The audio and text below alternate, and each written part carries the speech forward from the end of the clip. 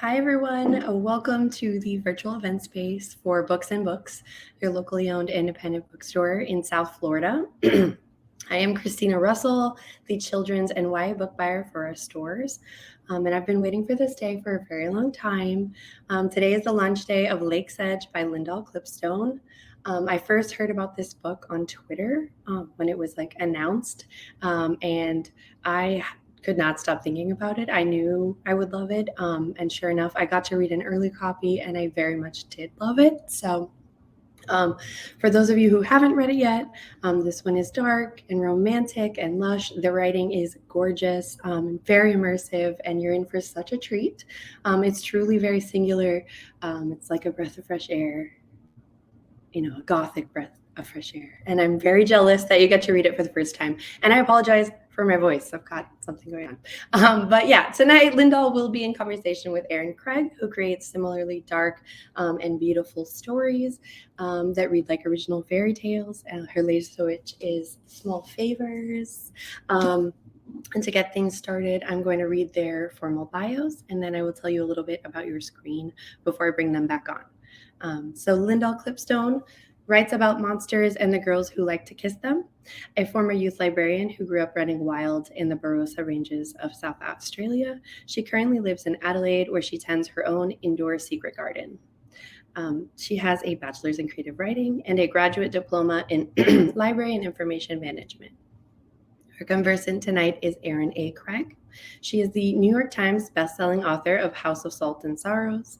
A University of Michigan graduate, she makes her home in West Michigan with her husband, daughter, and a ridiculous collection of books, typewriters, and sparkly shoes.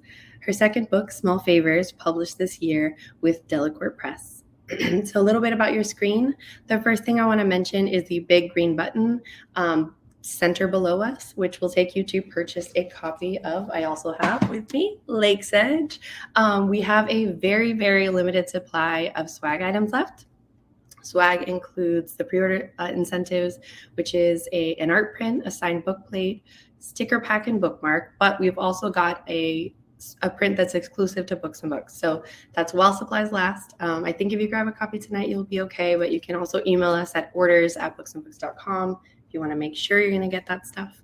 And then we've also got beautiful copies of Small Favors on shelves, which you can find at the shop link also. And I just found out we're going to have signed book plates coming in soon. So you can order those and let us know if you want one of those as well, and they'll be shipped out with it.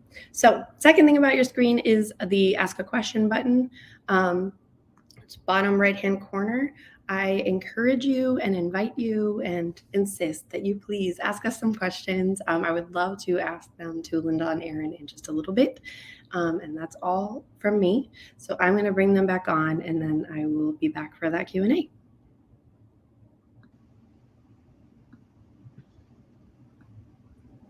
And if you are, I'd love to know where you guys are joining from too, if you want to leave us a little note. All right, I'm going to head out. Bye, guys. Bye.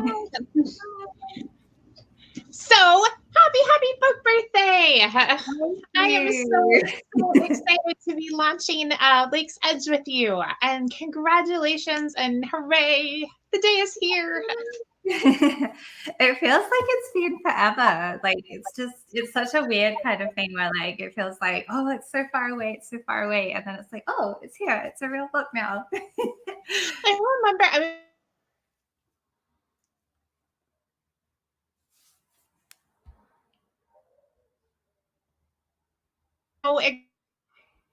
here, and I'm just so excited to be celebrating. Oh, sorry. I'm not sure what just happened. Is everything? Can you guys hear each other? Yeah, Erin sort of froze for a minute, but it's okay now. I wasn't sure. Okay, that may be on my end. Sorry about that. So, without further ado, do you want to introduce yourself and give a quick synopsis of the book? Yeah, sure. Okay, so I'm Lyndall Clipstone.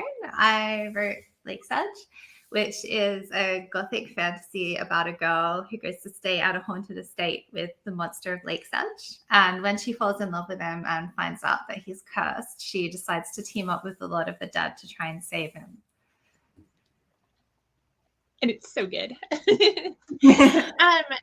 How when I was reading it, I finished it this weekend, and there were so many different Gothic elements that I was like, oh, this reminds me so much of like the Lodgers or like Castle of Otranto and like all these different Gothic tropes.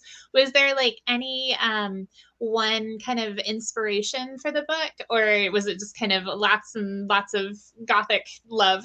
So the original concept was the secret garden, but if it was a Gothic romance. So I think I was always, even like when I read The Secret Garden as a kid, really drawn to like the very Gothic elements of the story, like the house with all of the locked up rooms filled with secrets and things like that. So I always sort of had this idea of what would that setting look like, combined with like my favorite type of books to read, which is, you know, romance, fantasy sort of stories.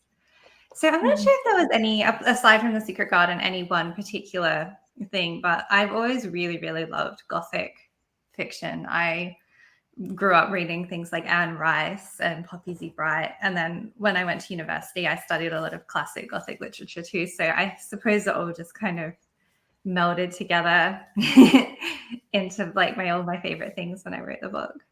It was the weirdest thing reading, because I was like, oh, I know this. It was like stepping into this world that I knew, but it was fresh and unique, and like, but I was like, I've been here before, but I haven't. And it was so exciting because like I didn't know where I was going, but I was like, there was so many. And I should preface this entire chat. We are very spoiler free here, since the book just came out today. So I will not give anything away. But there were just like the long hallways and the beautiful embroidered gowns and everything. And it was just like all my favorite Gothic things all together in a new inventive way. And it was so delightful to read. I had it, we were outside, and there's a beautiful, you know, crisp, like autumn breeze in the air and everything. And it was just like the perfect time for this book to come out. And I'm so pleased. Good fall book as well. And it's like the weather here, because it's almost, well, it is spring here, but the weather's kind of been like back and forth a bit, like just kind of really nice and mild. So I like how the weather's cooperating to feel kind of still. That's perfect though, because then you get also like with spring, you've got all the plants, and there's like she's got so many. I get to that in the garden and all worlds. Spring. How has so this is your debut book? What was your publication process like? It's been kind of interesting. So Lakesedge sold in early 2019, and it was originally meant to come out in February 2021. And so we had this really ambitious plan where we were like, okay, we'll hold off on the Publishers Weekly announcement and time it for like the Bologna Book Fair. And then, you know, like we'll have this buzz building.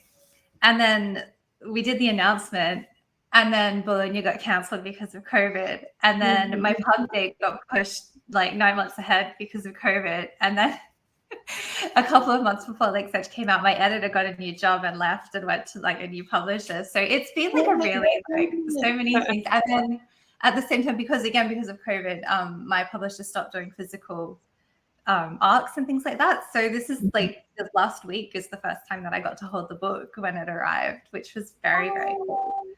So it's been really fun. And I think like probably everybody else in the whole world, there's been a lot of like rolling with the changes as we sort of adjust to the new normal. But again, like it's been like there's been good things that come out of it too, like the accessibility of doing virtual events, because obviously like again I'd sort of been like, oh, it would be cool, fly to America and do an in-person lunch, and now nobody can leave Australia. So I'm glad that I can be here with everybody from my lounge room instead. Oh, yeah, it was very weird because my house came out in 2019, and then Small Favors was this summer, and we kept thinking, it's like, oh, we might be able to like do some in-person events, and we've been talking with a couple of bookstores, and they're like, fingers crossed, you know, we think it's going to happen. And then we were going to do one, I think it was October 2nd, and they just canceled yesterday. And like, it was so sad, but like, obviously very good. Like we should be, you know, very careful. Yeah,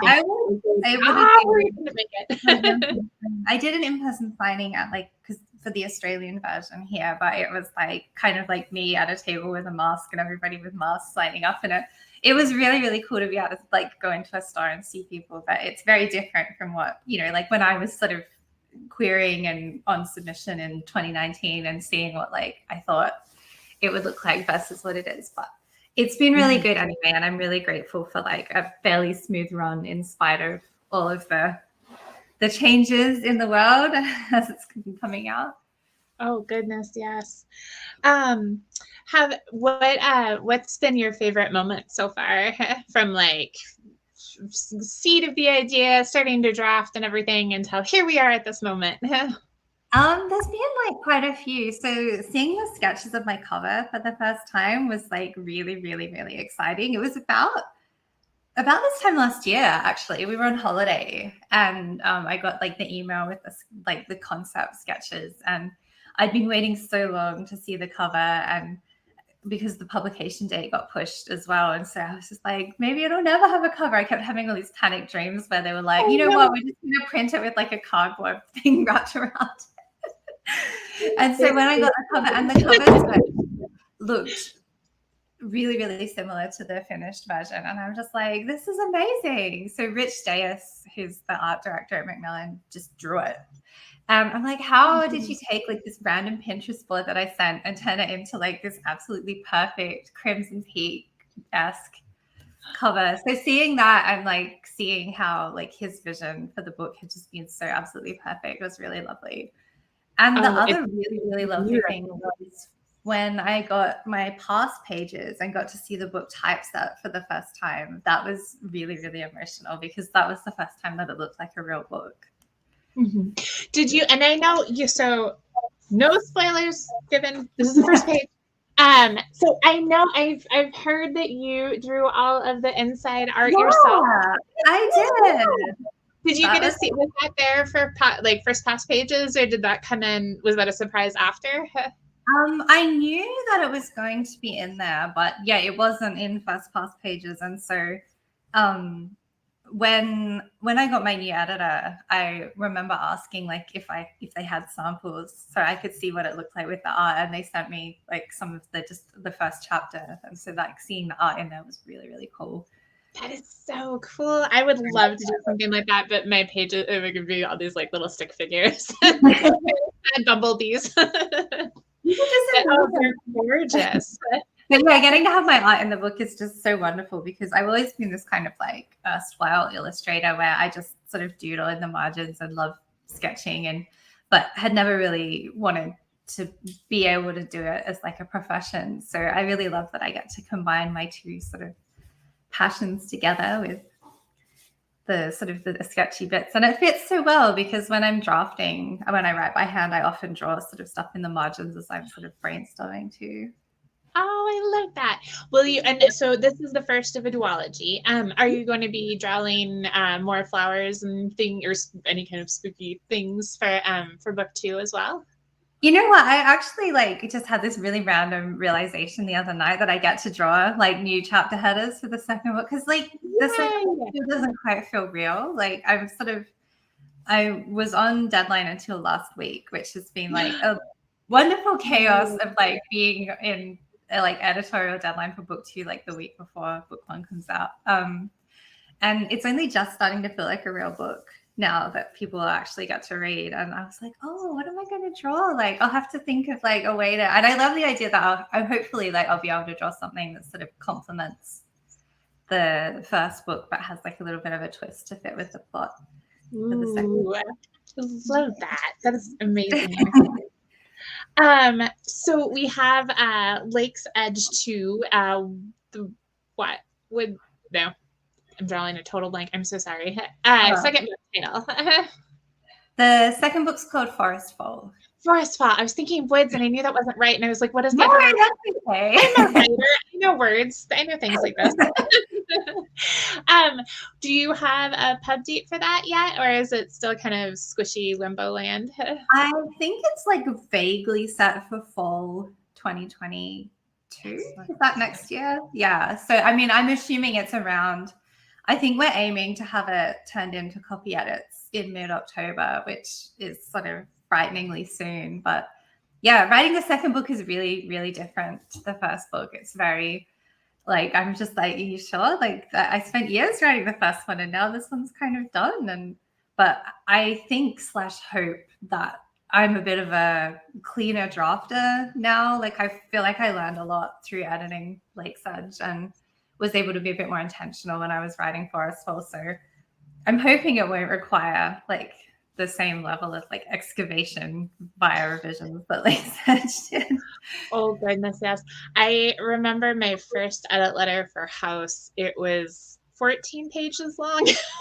And I just remember looking at it and crying out just the most abject tears. And I was like, why on earth did they even buy it if it's this I broken? know. That's such a great, I'm just like, why? Like, because my first revision for Lakesedge was pretty much almost a full rewrite.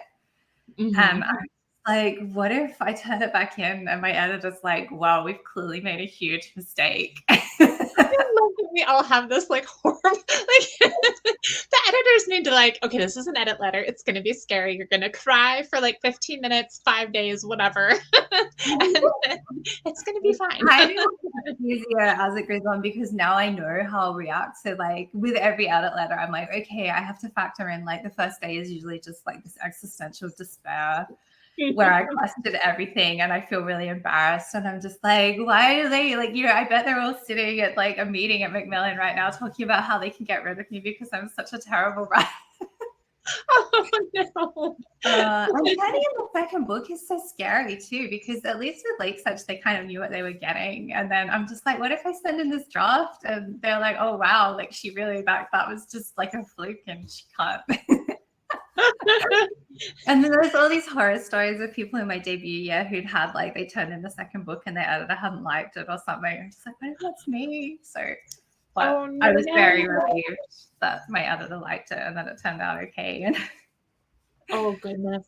I've got book 3, which I'm hoping we will announce soon. But then I had to do a proposal for book 4. And it's been this weird, like I'm waiting to get my edit letter right now for 3. And so my editor had said like she's gonna look at the proposal for 4 after she gets the edit letter in. And so I'm in this like weird limbo land where I don't want to write anything because I'm like, what if she hates it? And like I like the idea. I think like, what if she doesn't want it? Like I don't want to get like attached. I know. So, like, it's bizarre, like just the waiting game. Very strange how everything, I mean, it's really, really cool at the same time. Like I love that I get to be able to do this for like hopefully many more books. But yeah, it's really strange how different it is once you're published and then like writing becomes like a lot more, I guess, curated where, I had a really, really cool idea for what I wanted to be my third book. And it was like about a girl who fell in love with this like deity and ended up going into the underworld. And my agent's like, I feel like you've kind of done this in Lakesedge already. And I'm just like, can't I just keep writing books about girls falling in love with death gods? But no, I guess not. So it was a really cool concept. And like, if it had been like separate and maybe my first book, it probably would have been fine. But having to go back and like redraw everything to make it less similar. Mm-hmm. Yeah. Oh yeah. The proposal on 4, I started out and I was like, so there's these trees. And my agent was like, you just did some trees. I'm like, no, these are different trees. These are very different trees. They feel entirely different. And she's like, is it a forbidden forest? I was like, I mean, maybe, but they look very different. I know. I'm like, okay, what can maybe I have to find somewhere else to set it. It's not going to be in a spooky house this time. And the environment is like totally different. And yeah. That was with Small Favors. I was very much like, okay, I don't want to be out near water at all. Like, just stick myself in the mountains. There's a lake. It's like you get a map and you're like, where haven't I sat? Especially because you write such like evocative sort of setting stories too. And I'm like, I can't just keep writing like creepy forest books. I'll have to like find like some other creepy location. The ice. Go frozen tundra. Ice would be fun. Or like, I don't know, maybe I haven't done an ocean one, so maybe like some kind of like windswept coastal book. I'll have to. That would be very fun. All the different settings. So let's see. Okay, so we have a fun lightning round for both Lyndall and I before we open it up to questions. So if you guys have questions, please feel free to leave them in the little. It's right there. I don't know where my finger is on any of your screens. I'm sorry, I'm not clipping you guys off. So if you guys have questions, we are coming up to audience question time. But first, we're going to do a quick lightning round of all of our favorite things. So what is your favorite beverage to drink while writing? It's like 50-50 between black coffee and green tea. Oh, very good. I do black coffee in the morning, and then I just go straight water the rest of the day. Oh yeah, I drink a lot of water too. I've been trying to remember. So I've got like a new like cup that's easier to drink out of. It's like so I remember to drink it up. But yeah. I have to do straws because like somehow I drinking more water. Yeah, right there. There's a straw. I feel like you somehow like trick yourself into. Yeah, I think so. What is your favorite Gothic horror movie? You actually mentioned it before, The Lodges. So it's like it's tied between The Lodges and Crimson Peak, but like The Lodges is just really, really cool. And when I first watched it, I was like so much like, oh, this is so like Lakesedge. Yeah, like I loved how you had like the weird like underworld underneath the house. It was just so cool. I love that movie. It's so good. I think I would go with The Others with Nicole Kidman and totally drawing a blank on the other actress's name, but the creepy kids in the house and the beautiful 1940s clothing. Love that movie. It's so good. There's one part I've watched it maybe 20, 25 times. I've never actually seen the moment where like the cabinet flies open and like the kids are in the like the little curio thing and like it goes dark and all you just hear the breathing. I close my eyes every time. I know it's gonna be the lady with the seance and thing, but like I get there and I'm so scared. I can't watch it. Time of year for watching spooky movies too. I love like we have like a family tradition where we watch The Crow on like the night before Halloween because that's like in the movie it's set on the night before Halloween, and so like it's really fun to pick like what other spooky movies to watch during October. Oh, I love that. We just started my husband and I watching Midnight Mass on Netflix, and it's so good. We're 3 episodes in, and I've been trying to like stay scarce off social media because I don't want any spoilers. I'm like, nope. I ruined like Bly Manor last year by seeing some spoilers, and I was like, I'm staying off social media. I'm gonna check in for certain things, and then I've got to like. But then like if you don't binge it, like everybody watches it and starts talking about it right away. So fast. And it's like my husband's he's got like a regular job and everything, and so like we can usually, and I'm an early riser, so it's like we can get an episode in a night and we're good. And it's like I really want to watch more. It's really good, but like one at a time. I know, like my kids go to bed and I'm like, okay, I've got like time for like one TV show and then I have to go to bed before I have to get up. So you are about to enter a haunted estate. What Gothic heroine prop are you going to bring with you and why? I will bring a really big, beautiful lacy dress because I would like to look pretty while I'm running around discovering secrets and being afraid in the house. I think I would go with the candelabra because like you've got to, same thing. You've got to have that like practical. So I'll be like fumbling around in the dark in my beautiful dress. I'll be illuminated and not that cute. And our final one right now for lightning round. What books are on your nightstand right now? Actually, on my nightstand is like a Sierra Simone romance called Priest, which is like about a priest who has inappropriate feelings for one of his parishioners, which is like I like to read things that are very far outside of my genre while I'm in the middle of working on things. But I've also been really, really slowly enjoying For the Wolf. So good. I love that book. It's just like everything I could have ever wanted in a book. You know, when you read those books where you're like, this book was just written specifically for me. That's how it feels. And I'm sure lots of people feel the same. But so I've been reading it really slowly, just like enjoying it a little bit at a time. It's so wonderful. I just finished reading an early copy of For the Throne, and I can't wait. I'm so excited. Like every time there's a scene with Naomi, I'm just like, I can't wait to see her in the next. Like I've been like stalking all of like the little snippets that Hannah posts. I'm just like, I can't wait. She's so good. Like I didn't think, because I started, Hannah and I have been critique partners since the very, very beginning, and so I think it was like her second time she had gone through like one edit. She drafted and gone through an edit, and then she was starting to look for critique partners, and so like I saw a really, really rough draft of it, and I did not think I could love anything more than For the Wolf. And then Throne, she sent me Throne, and I was just like, oh, this is so good. So I'm so sorry, everyone. You have to wait till next summer, but it's really good and totally worth the wait. I have such a weakness for like this sort of like ruthless, bad choice making girl characters, like as everyone can see with Letta. Like it's like it kind of makes me feel really pleased whenever I happen to see reviews where people are like, I hated her so much, she's so stupid and selfish. And I'm like, yes, she is. Like she's a mess, but I love reading about characters who are messy and just sort of go for it anyway. Oh, absolutely. My favorite one with Small Favors has been Sam. Like everyone hates Sam, and I'm so happy because he's just miserable. Like he's the worst person. He's just so doing terrible. And like it's so satisfying. And like I tuned into like a book club thing, and they were talking about Sam, and I said, let it be known, my agent like very helpfully, I sent in like I think the first like 20 chapters or so, and she got this like right to the end of because the book is broken up by seasons. I think it got like to the end of autumn, and she's like, okay, Sam is the worst, like he really needs to die a horrible death. And I was like, that is an excellent note. I'm going to take it. Have no fear. Don't know how yet. But yes, I love when people hate who I hate and love who I love.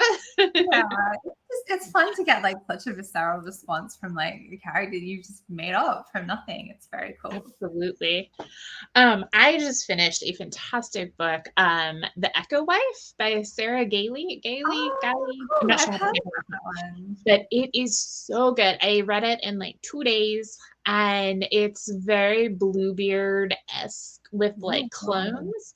And I was like, okay, I know where this is going. Like you say Bluebeard with clones, and like automatically, and I did not know where it was going at all. Like it was fantastic, and just it was so I don't like I try the same thing, like when I'm drafting, like I try not to read like in genre, and so it was so sci-fi, and like but sci-fi that could and does happen. I mean, obviously not with the people yet, hopefully, but like clones do exist, you know, in little animal and sheep farm and things, and like it was so like fun to just go in and read a sci-fi novel and not like I really love that. I think it's sort of this like low stakes when you're reading something that is not a genre that you want to work in, because you can just go in there and enjoy it rather than it feeling like, oh, how did they do this, or how could I do this in my I'm gonna see like how all the technical stuff and everything, and it was just like, I'm just gonna learn about some clones, it's gonna be great. I love it as well.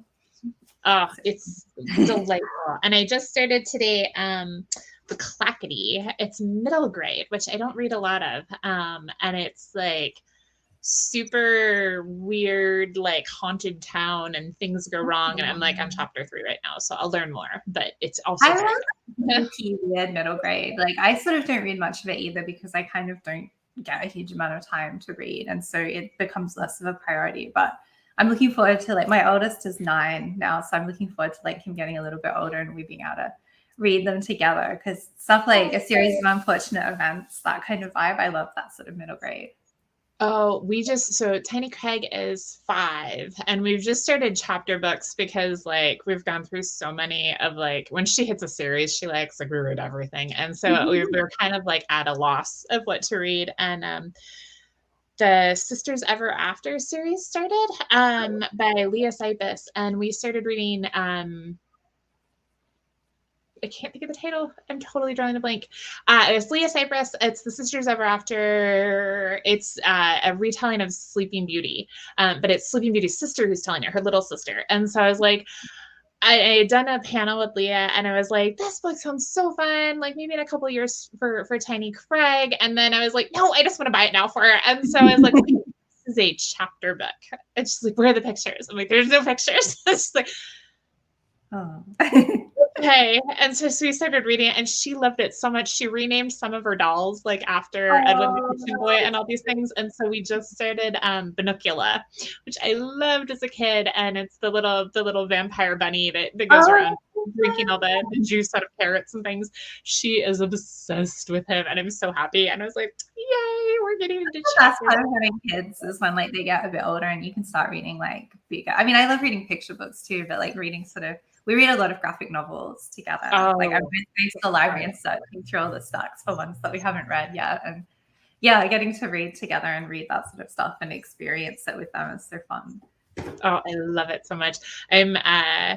We haven't started. We listened to the audiobook of Anne of Green Gables, but she was like super little, and it was more like, ha ha ha, there's a woman doing a man's voice, and like totally lost the whole story. It was just she liked hearing the noises, I think, more than anything. But like, I cannot wait to read that with her. Like, a little bit of the Megan Follows TV version. Like I had it on, and like my sons were around watching it, and like I think mostly they just enjoyed it because it was TV and the TV was on. But I was like, oh, it's so fun. We got to share this. Like, that's awesome.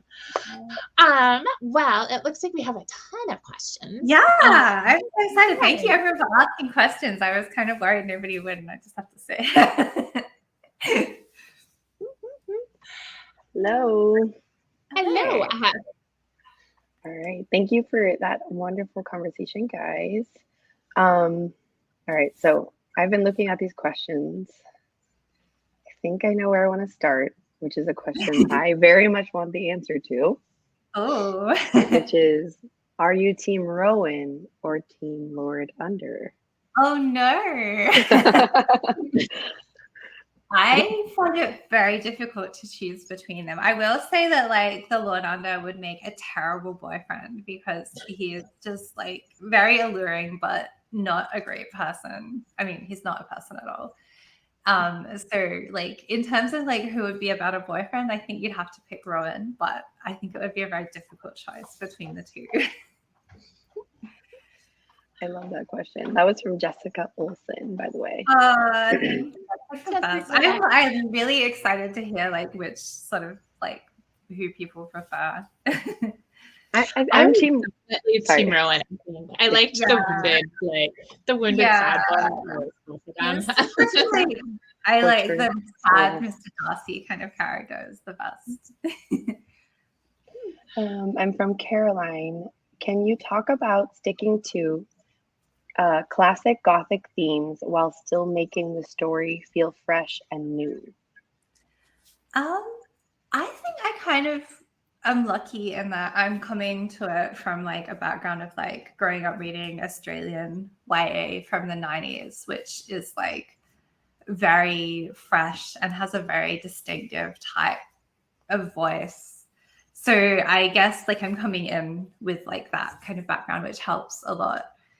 But I think I kind of like to marry it with thinking about the stuff that I was really passionate about as a teen and how I felt as a teen. And so taking a lot of that really traditional classic Gothic sort of stuff, but also making sure the lens, I guess, because I write YA, is very focused on like that experience of being like a teenage girl. So I think maybe that's kind of what helps make it feel kind of fresh and new, because like even though the tropes are fairly stereotypical and tropey for a reason, because they're so classic, like Letta's kind of voice and story is very much like her own kind of thing. I like this question too. This is fun. If you had to pick one of the Lakesedge characters to be your roommate during quarantine, who would it be and why? Oh no, I wonder who would be good to stay with. Like maybe I don't even know. Maybe Rowan, because at least he'd be like, probably like he'd keep to himself, like, and he was very tidy. So I feel like he would be very tidy and like just spend all his time reading in his room, and we could keep out of each other's way. Makes sense.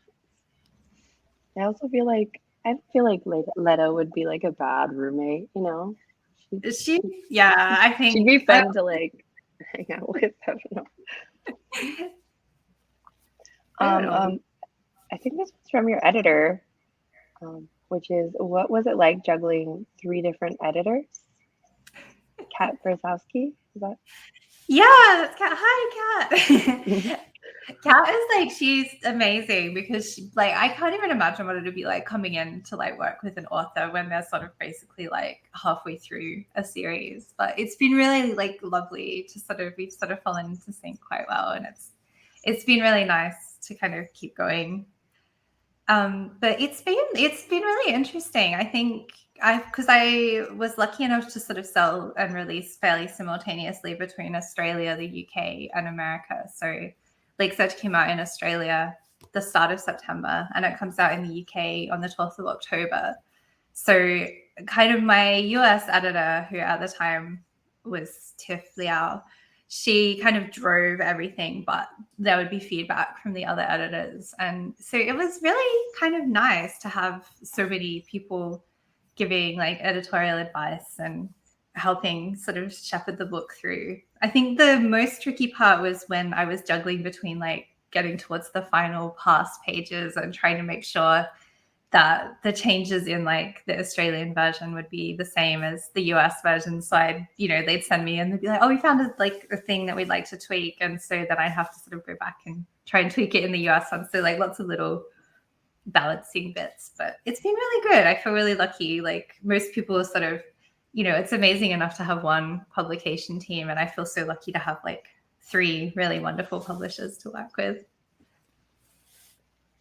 It's really interesting about like the different editions. I've always wondered if UK editions and US editions, being that they have different editors, like how does that work? How do you? I think so. Like I was, because of the delay in COVID as well. Not the delay in COVID. So we went out for like foreign rights submission when Lakesedge had just got into copy edits, and then my publication date got pushed like just after that happened. So we were kind of, when it got picked up, it was probably a bit further along than like maybe it would be like, but I don't really know how it works other times. So it was kind of fairly finished with like the editorial notes. So I think like my Australian editor had like a couple of suggestions that I sort of implemented when I was doing the last little tweaks, but it was mostly just working with my editors at Macmillan US to sort of, so it'll be interesting. Like I just sent Forest Fall to everybody now as well. So I'm looking forward to seeing how it works this time, having everybody sort of input a little bit earlier in the process. That sounds a little like almost a little chaotic, but yeah, it is a little bit. I'm sure it'll go well. I really appreciate, like Tiff was very organized, and Kat is like super organized too. So I sort of don't envy their task of like coordinating all of the notes. But between my agent and my US editor, like they're very good at sort of just sending me like the consolidated notes, and it's like a good kind of chaos. What was your favorite character to write in Lakesedge? I sort of had like different parts of them all that I really enjoyed. I really loved writing Rowan because he just felt like, I think the most of myself went into him, which is like kind of funny. Like I always joke that like my partner and I are like the opposite of Letta and Rowan. Like I'm very serious and he's got this really like obtuse sense of humor. And so like, like in the book where she's always making these jokes and he's just like, that's kind of like what I'm like. But I really loved writing Clover. She was just such a fun sort of comic relief. Like it was really nice to give Letta like a friend where she could just be silly with her, and their like exchanges were really nice. And Arian was really fun to write as well, because just that sort of like age of, not quite a boy, not quite a grown up, like his little journey where he's like wanting to prove himself. That was really fun to work out.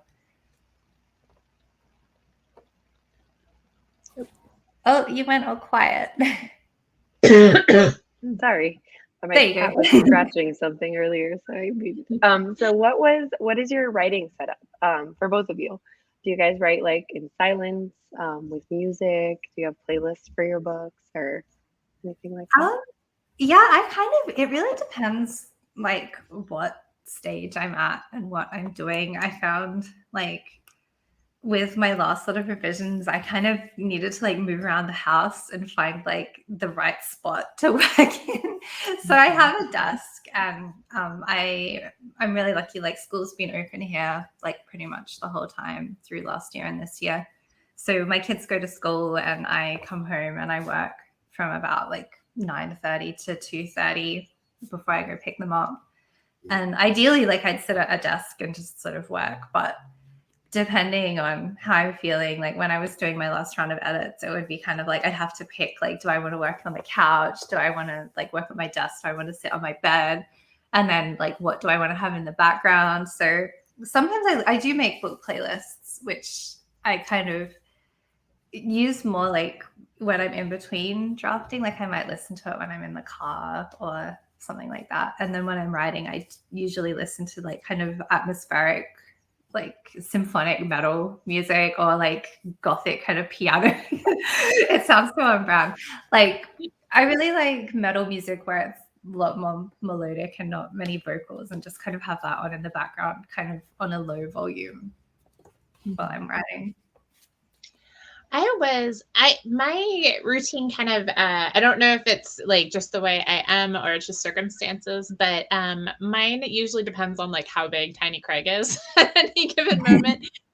When I wrote House, she had just turned 1.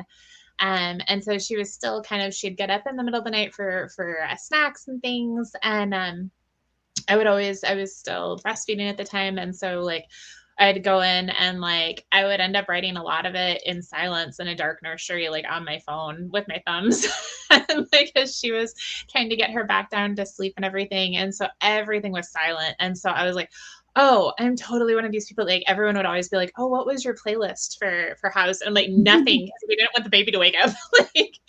And then with Small Favors, I ended up, she was at preschool at that point.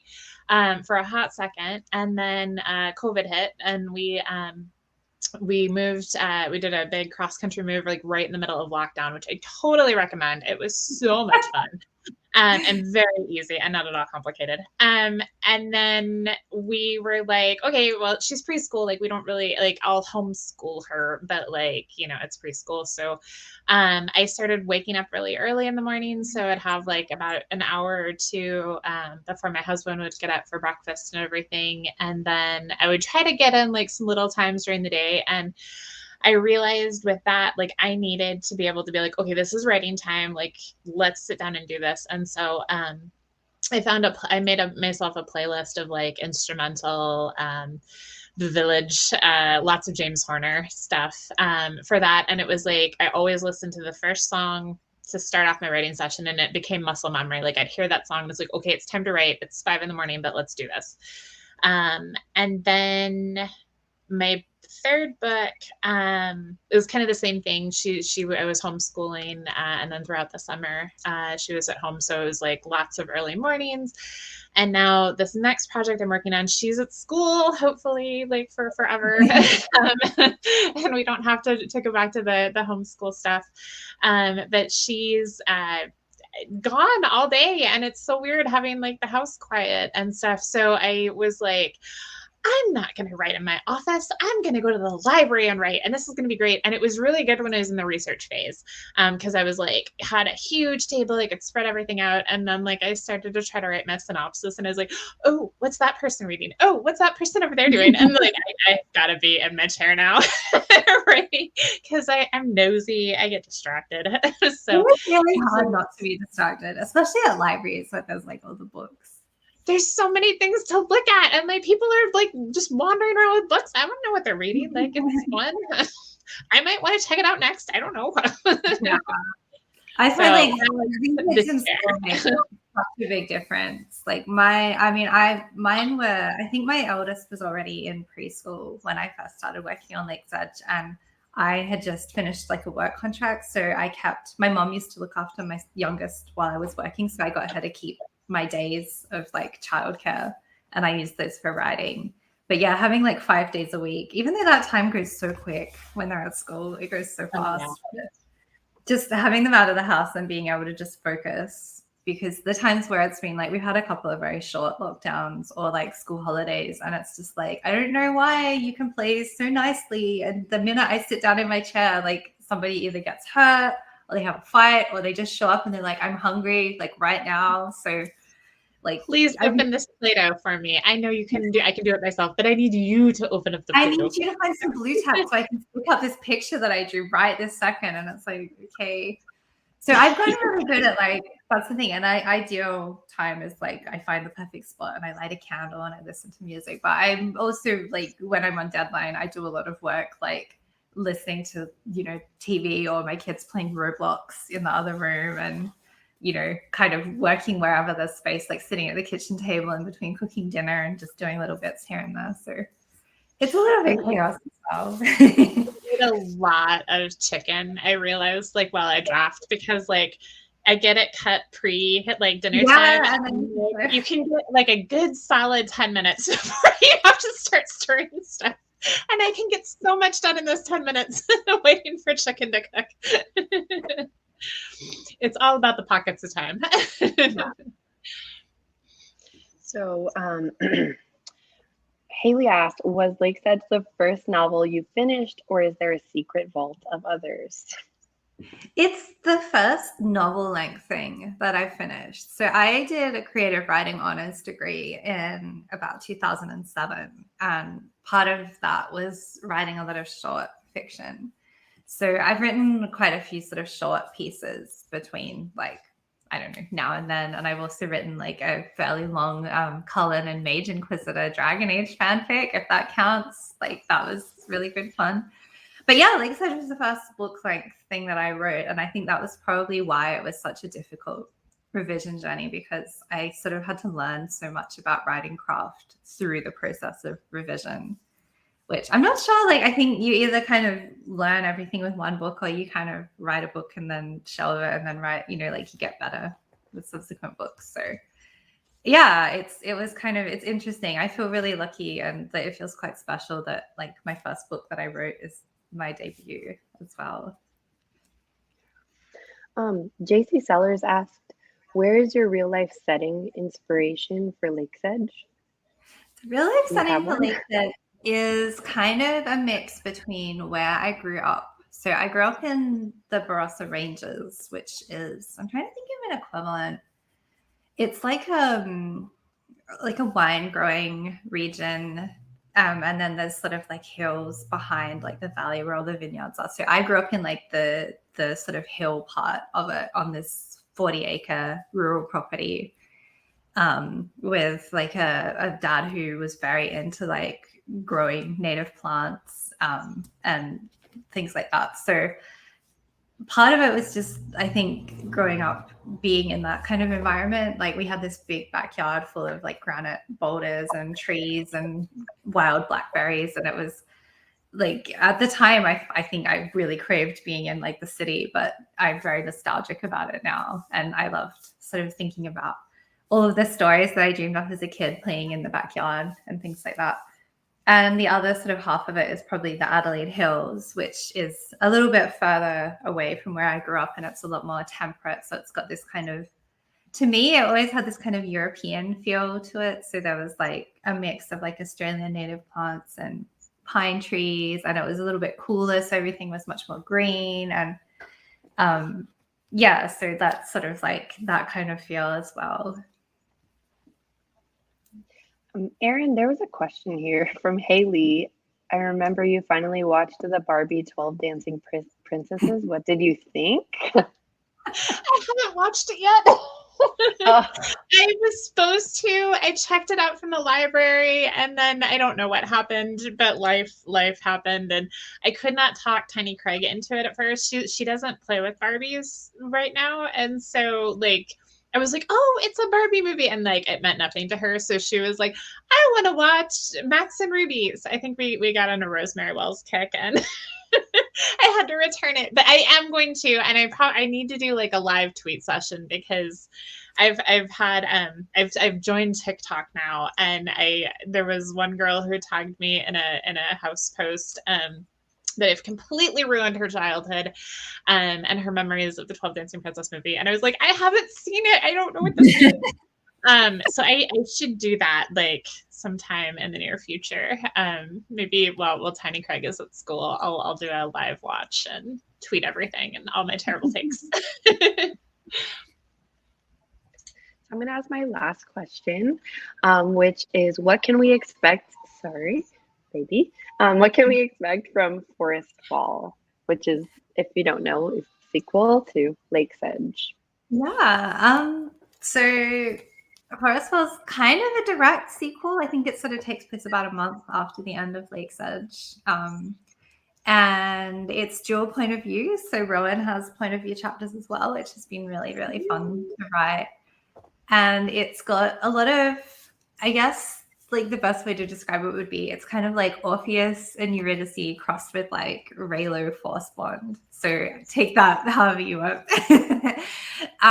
You get to see a lot more of the world below, and we get to learn a lot under his true name. So I'm really, really nervous, but also very excited to let people read it when it comes out. And it's been really, really lovely to be able to continue to spend another book with this world and the characters. I can't wait for it. So I want to say big thank you to you. Oh my gosh, I'm sorry. My baby's crying.